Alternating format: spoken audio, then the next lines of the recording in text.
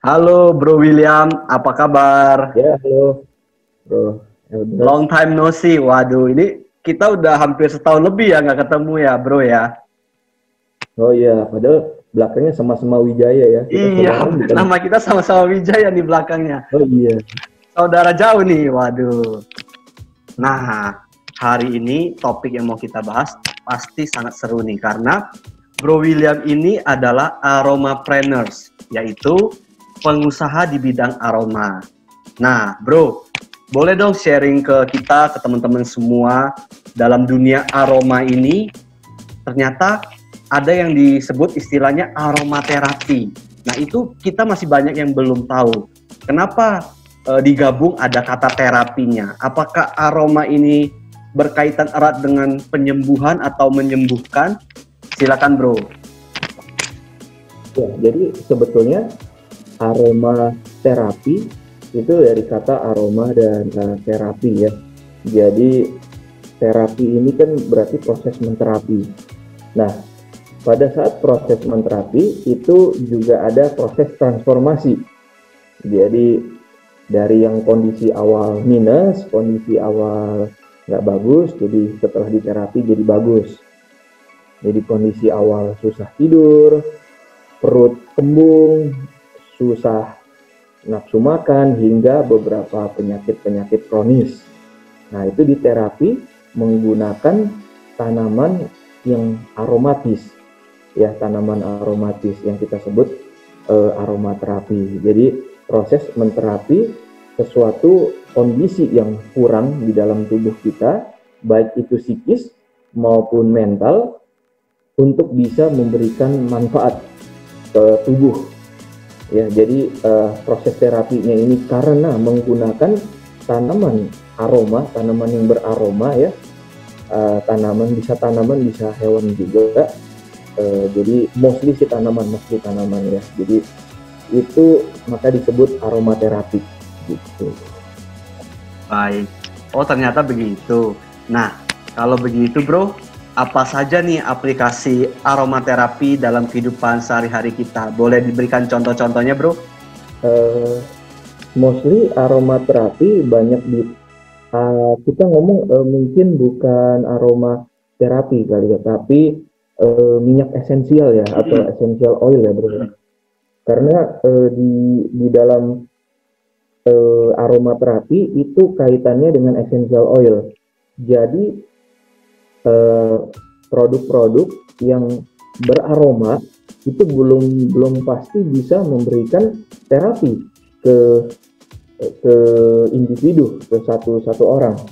Jadi kalau mau aplikasi aromaterapi tentu harus menggunakan essential oil.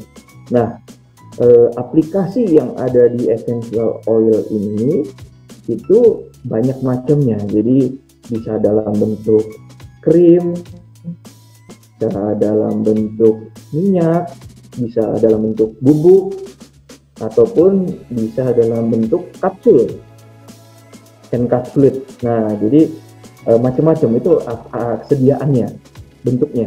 Wah, ternyata banyak ya, Bro William ya, jenis-jenis atau macam-macam bentuk dari aroma itu. Ada yang essential oil, ada yang bubuk, dan semua bersumber dari tanam-tanaman ya, secara pada umumnya ya. Nah, kalau begitu, kita juga pasti penasaran nih Bro, apakah aromaterapi khususnya essential oil atau minyak esensial ini aman untuk kita gunakan Bro dalam jangka panjang? Jadi, apakah ada dampak negatif yang bakal ditimbulkan? Ya, jadi satu hal, tidak semua jenis essential oil yang mungkin murni dari tanaman itu semuanya aman digunakan. Jadi natural is not always safe. Itu pelajaran pertama yang harus kita pahami. Karena essential oil ini kan sangat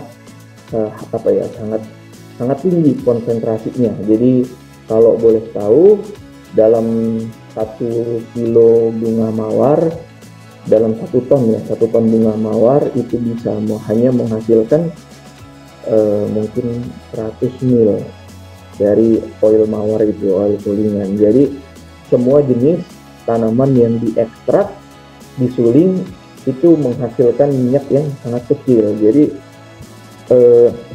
sangat tinggi konsentrasinya, high concentration. Jadi kalau kita tuangkan oil tersebut, which is itu adalah campuran dari gabungan dari beberapa jenis aroma yang ada yang disuling ke badan kita, ke kulit kita, itu akan langsung masuk ke membran sel, dan itu somehow tidak bagus, tidak boleh dipakai terlalu lama ya. Jadi perlu menaati dosis. Satu, menaati dosisnya, kemudian kedua juga aroma ini ada beberapa yang sifatnya toxicity ya, beracun. Jadi selain menaati dosis, kita harus tahu beberapa aroma itu bisa menimbulkan pusing, mual, sesak napas, dan juga kehilangan konsentrasi. Jadi itu juga perlu diperhatikan, kira-kira ada efek sampingnya atau tidak dalam menggunakan essential oil.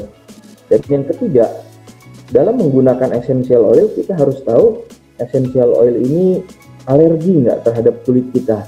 Seperti tadi yang saya katakan, essential oil ini langsung menembus membran kulit, masuk ke dalam syaraf, dan melalui gelombang elektrokimia masuk ke dalam otak. Itu bisa jadi pengaruh positif, bisa jadi itu satu pengaruh yang negatif. Jadi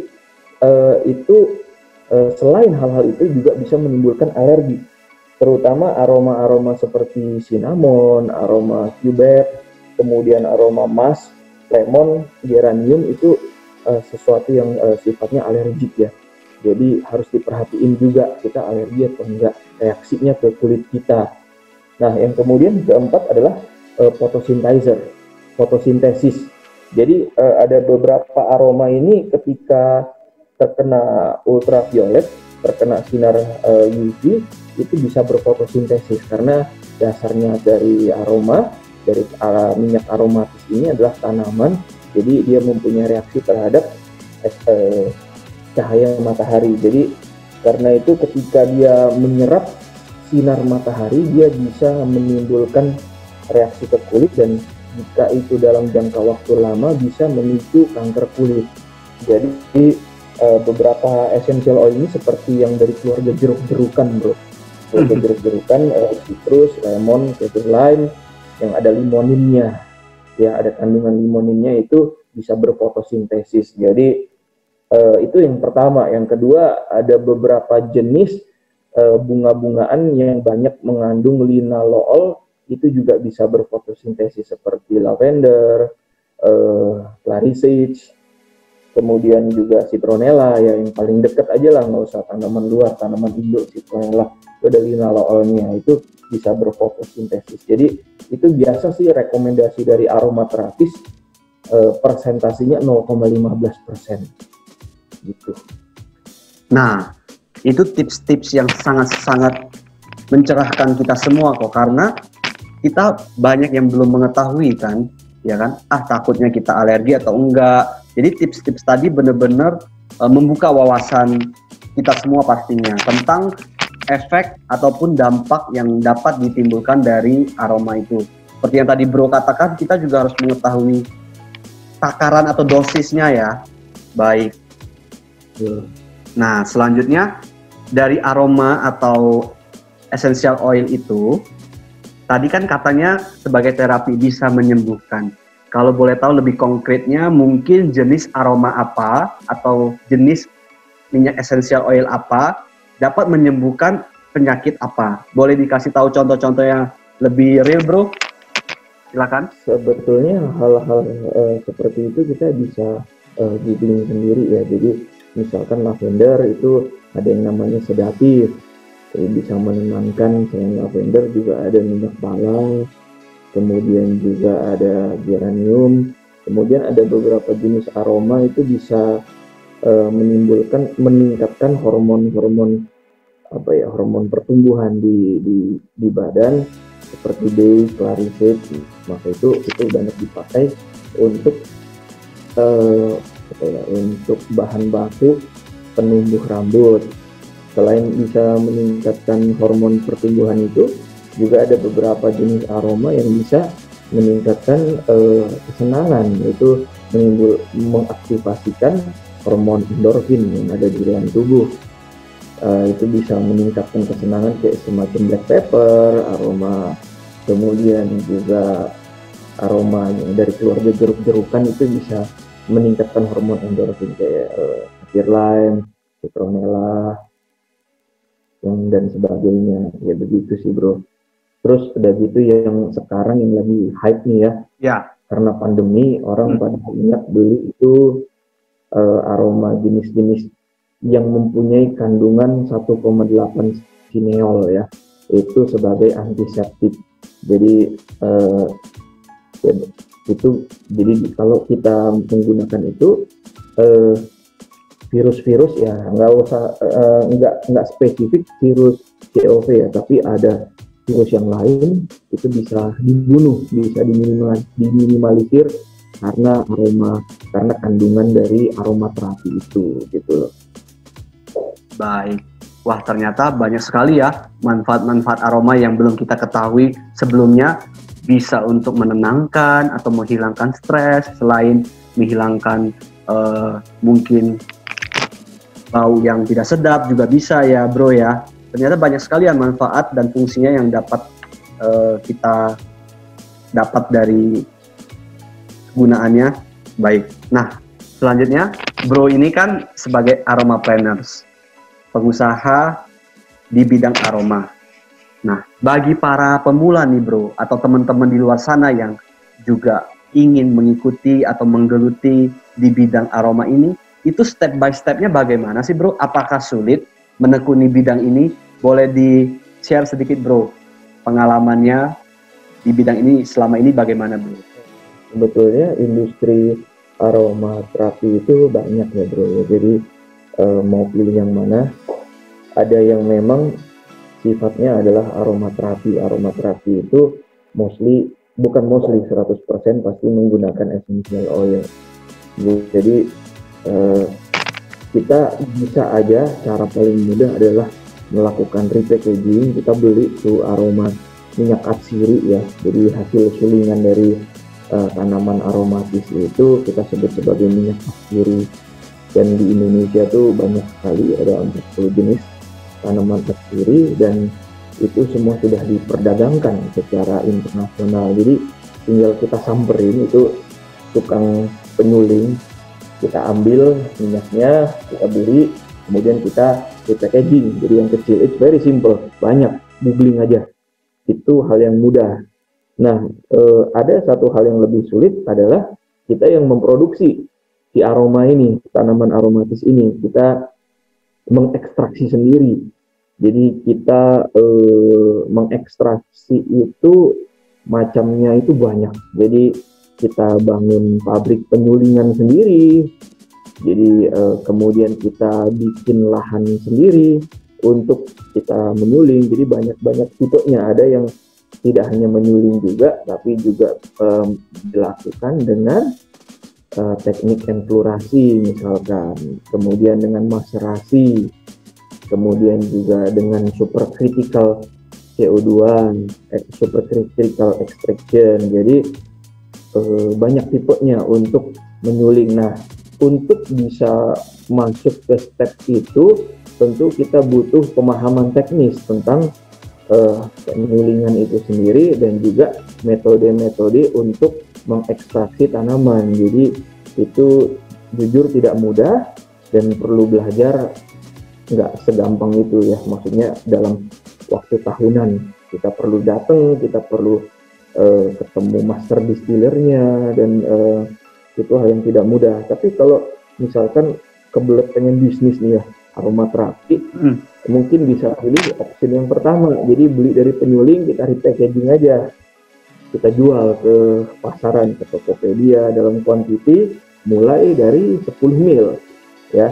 Kalau penyuling aroma itu menjual kita dalam bulk order, mungkin 1 liter ke atas, kita bisa jual dalam skala rumah tangga dari 10 mil, 100 mil, 500 mil begitu. Jadi banyak tipenya. Itu step pertama ya bro ya. Step pertama. Kemudian step kedua, tentu semua step ini ada hambatannya juga, nggak mudah. Karena bisnis aroma ini selain kita memahami teknis, kita harus juga bisa memahami market yang ada di pasaran. Mereka butuhnya apa? Jadi kita mau nyasarnya market apa? Atau kita mau menyasarnya market rumah tangga? Nah, market rumah tangga ini mostly mereka membutuhkan aroma-aroma yang wanginya pleasant.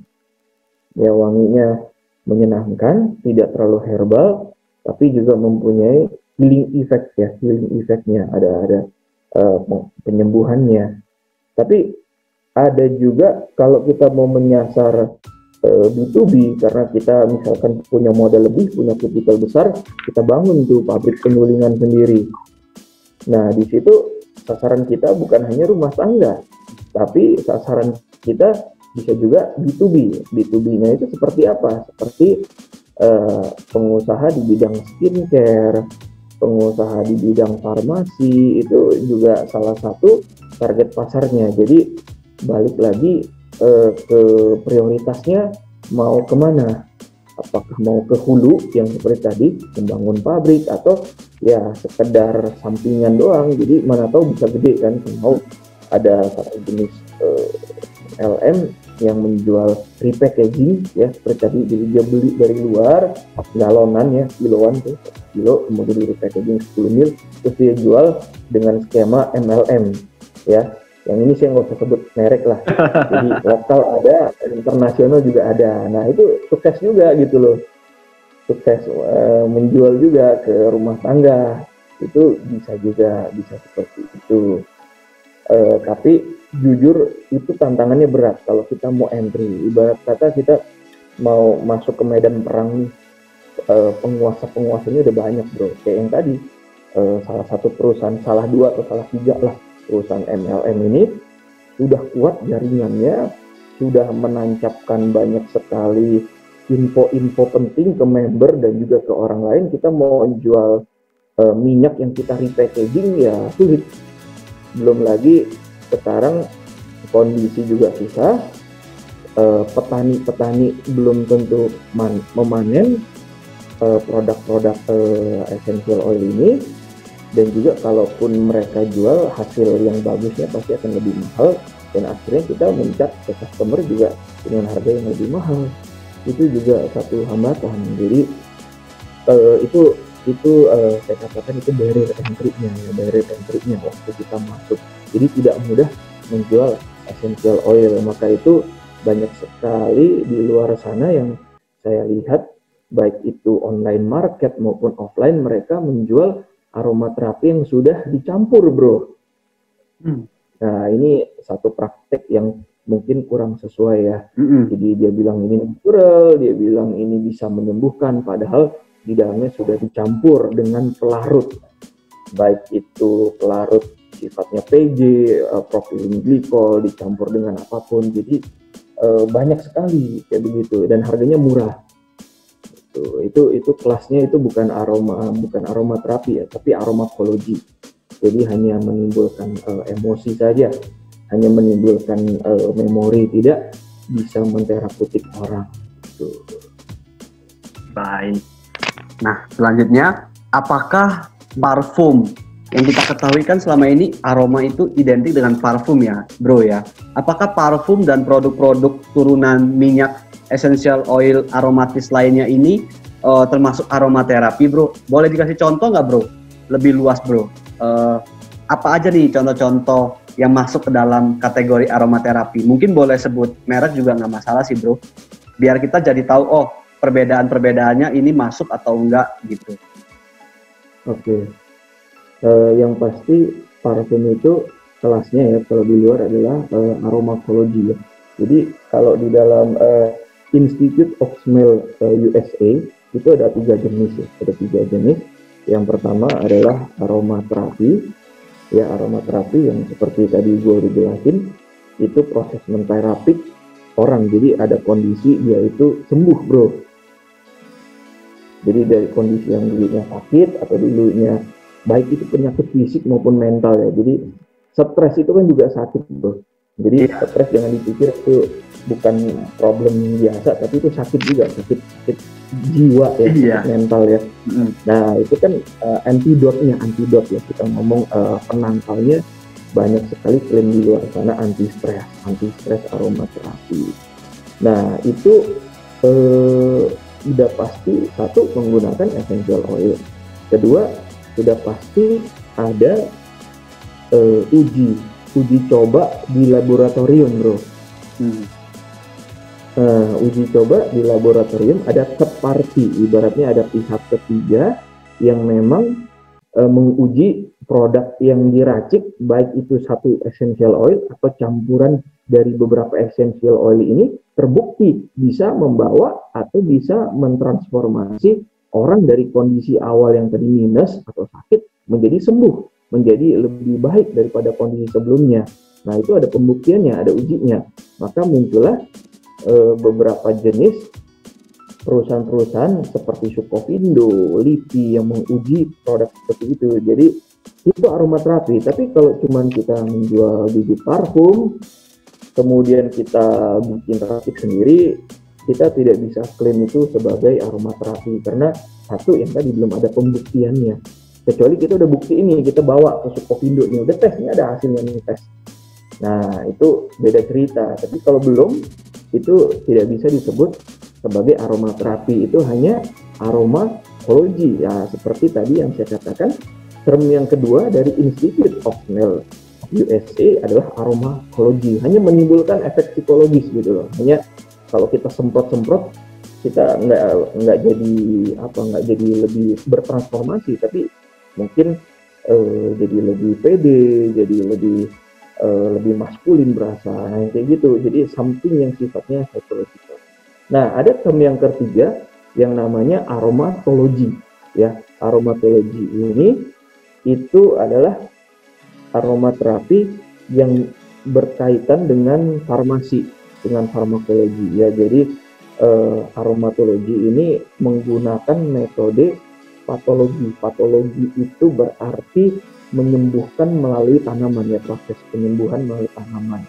Jadi itu tidak hanya seperti kita tetesin di diffuser saja bro, jadi kita hirup, wah gue udah aromatologi, nggak bisa.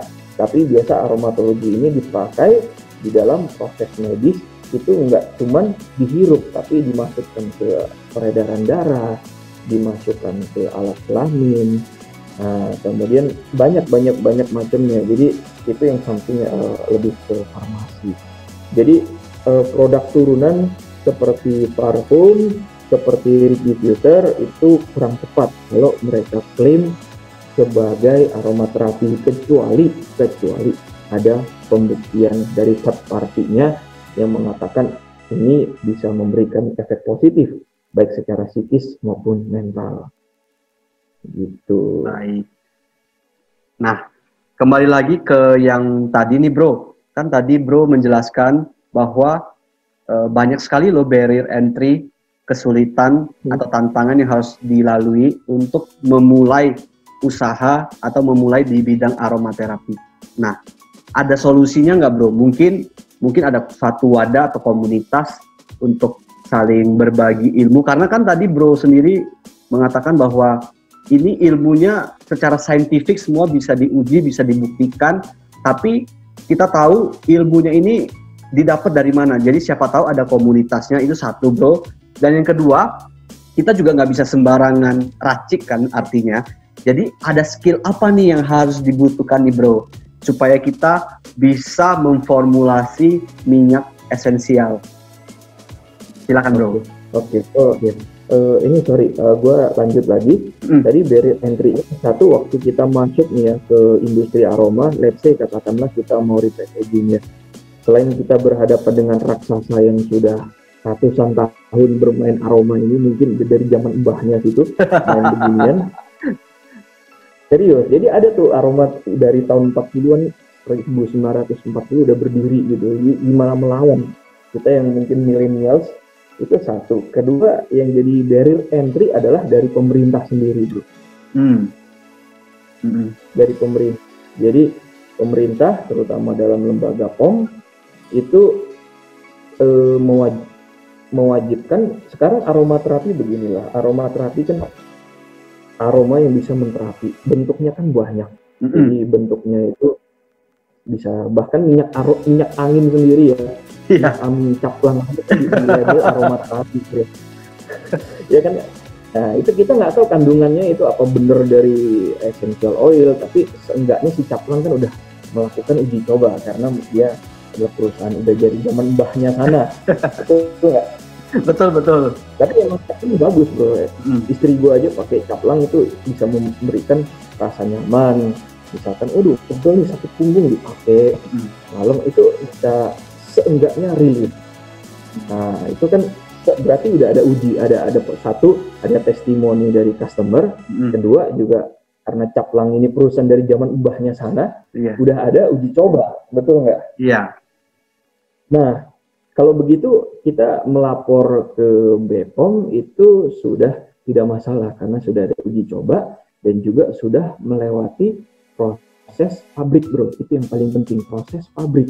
Nah, sekarang gue tanya sama lu, kalau lu mau mulai nih bisnis aromaterapi, lu beli dari petani atau dari pengepul ya yang menyuling aroma, kita produksi di rumahan, betul nggak? Betul. Produksi di rumahan, kita nggak ada alat suling lah, kita ngomong kita repackaging ya, ini kita ngomong dari yang booth yang tadi kita jadi 10 mil.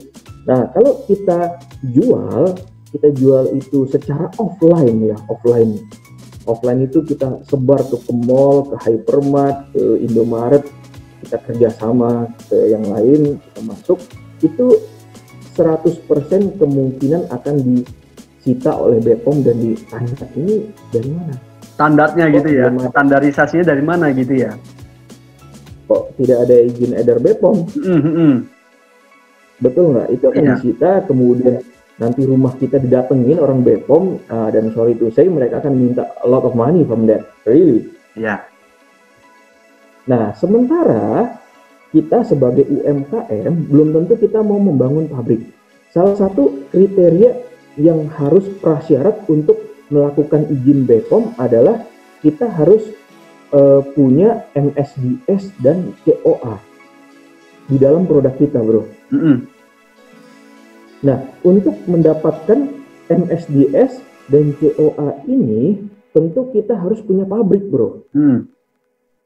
Betul nggak? Kita punya pabrik. Karena itu kan proses produksi pabrik. Jadi MSDS itu Medical Safety Data Sheet ya.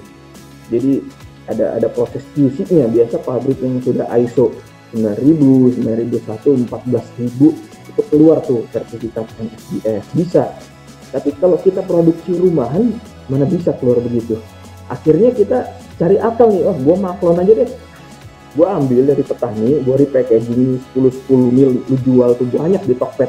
Yang ngomongnya udah BPOM, nggak tahu bener atau enggak. Nah, jadi waktu lu jual, lu maklon kan, let's say ke perusahaan maklon. Jadi maklon itu dalam artian kita kasih bahan baku raw material ke pabrik itu, nanti dia keluarin. Nah, waktu dia keluarin, biasanya udah ada fasilitas MSDS dan sudah ada fasilitas pengurusan legal yang tadi BPOM itu. Jadi biasa orang sono udah bisa ngurusin lah karena mereka pabrik kan. Nah, tapi yang jadi soal adalah kalau kita maklon itu satu varian aja biasanya yang gua tahu ya itu di 20.000. 20.000 piece per varian. Satu aroma. Lavender aja. Misalkan lu mau jual lavender lah. Satu varian 20.000 botol. Itu minimal lu keluar kocek 100 sampai 200 juta. Lu mau keluarin 4 varian, lavender, lemongrass, tea tree atau whatever. Berarti banyak sekali duit yang harus lu keluarkan. Iya. Dan akhirnya lu nggak mau pusing, udahlah pusing banget. Kok jualan susah banget, lu ambil dari petani 1-2 kilo, lu repackaging, lu jual, tapi ngeri-ngeri sedep nih, ntar gua didatengin orang BPOM bagaimana nih? Akhirnya lu kucing-kucingan sama si BPOM.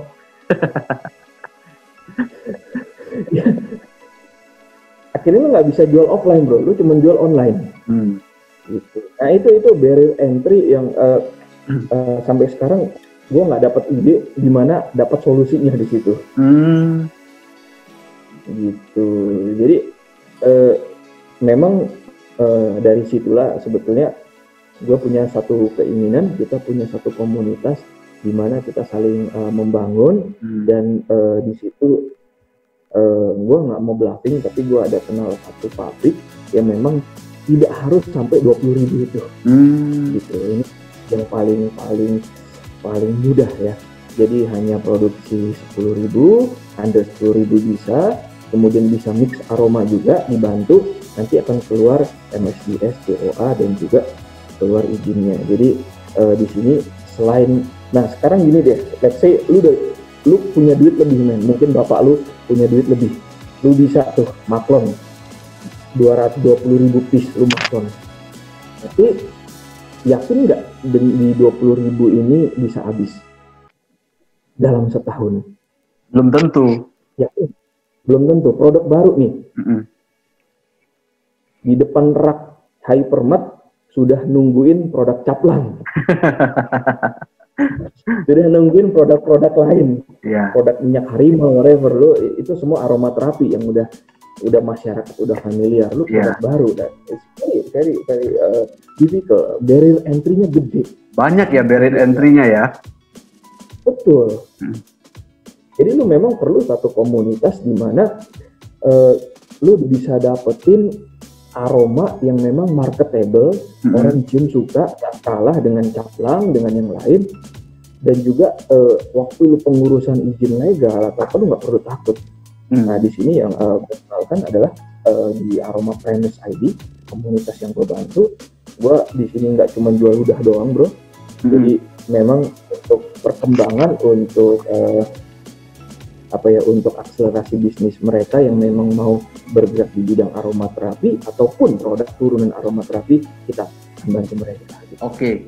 Nah, berarti komunitas yang tadi sangat-sangat bermanfaat sekali ya, bisa untuk teman-teman ikutin yang ingin bergabung atau menggeluti di bidang aroma, karena di wadah komunitas itu saling bahu-membahu, saling support satu sama lain, sehingga bisa mendapatkan satu izin yang legal ya. Karena tadi seperti yang Bro William paparkan, ternyata barrier entry-nya sangat besar sekali, dan ternyata pemerintah juga belum terlalu mendukung UMKM ini dengan berbagai banyak izin yang harus kita lalui prosesnya. Jadi dengan mengikuti komunitas ini pastinya bisa saling dukung untuk maju bersama. Nah, untuk Bro William, boleh untuk closing statement-nya untuk generasi millennials, generasi muda yang baru ingin mulai usaha misalnya, itu apa yang harus dilakukan, ataupun juga pesan-pesan lainnya, silakan. Oke. Jadi buat millennials yang ada di sana, satu hal yang perlu gua tekankan, waktu lu orang ngejual aroma, itu satu hal yang paling penting adalah lu harus jujur. Oke? The first thing, jujur. Kalau memang ini full aromaterapi, yang ngomong ini aromaterapi. Tapi kalau ini bukan aromaterapi, mungkin bisa dikatakan mempunyai kandungan natural, tapi jangan bisa menyembuhkan, bisa memberikan klaim-klaim, marketing klaim yang mungkin kita sendiri belum bisa pertanggungjawabkan gitu loh. Mau misalkan hanya sekedar wangi-wangian juga itu oke. Itu hype banget. Jadi terutama kita hanya menjual fragrance oil ya, bukan essential oil ya. Fragrance oil ya, ngomong aja kita fine fragrance oil. Tidak jangan tulis klaim aneh-aneh, karena somehow kita jualan di online masih oke. Karena gue kasih sedikit bocoran, BPOM itu tidak masuk ke online, jadi masih aman. Jadi BPOM itu belum masuk, mungkin juga salah satu niat baik dari presiden kita ya untuk menggerakkan UMKM, karena presiden juga kan ngomong memajukan UMKM, tapi kalau disusahkan begini kan susah. Jadi ruang mainnya di online ini masih dibatasi. Jadi BPOM nggak sampai ke online, tapi hati-hati kalau kita sudah besar, kita sudah akhirnya dapat tawaran masuk ke offline, ke toko, yuk pajang di sini boleh consignment atau apa, nggak ada masalah, kita nggak charge gede, kita tergiur, kita masukin tuh produk kita. Itu bisa jadi satu kendala ke depannya. Jadi kita jujur aja, kalau memang fragrance ya fragrance. Kalau ada kandungan esensial ya tulis aja menggunakan esensial. Jangan tulis 100% essential oil, padahal isinya lu udah campur apa-apa. Oke. Baik, Bro. Nah, yang kedua yang kedua adalah perbanyaklah membaca, tapi baca itu hanya secondary. Jadi kita googling banyak tuh manfaat ini, cara ngeracik.